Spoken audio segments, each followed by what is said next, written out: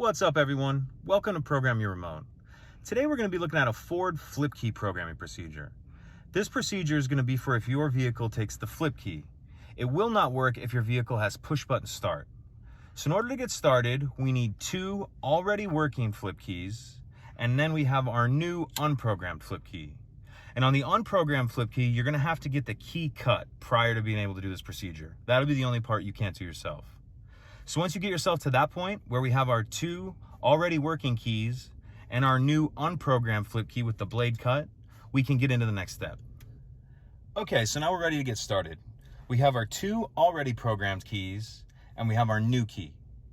So we're going to take our first already programmed key, put it in the ignition, turn it to on for about a second, 2 seconds, turn to off, remove. Now within 3 seconds, but not longer than 10 seconds, put our second programmed key in, turn it to on,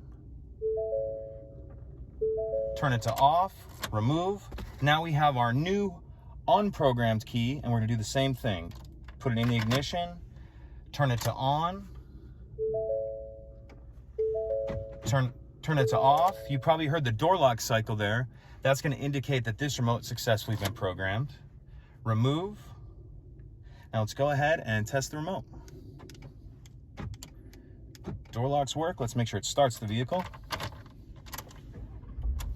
And that's a working remote. Thanks for watching, everyone. If you could take a second, please like and subscribe. Helps us out, and we'd appreciate it.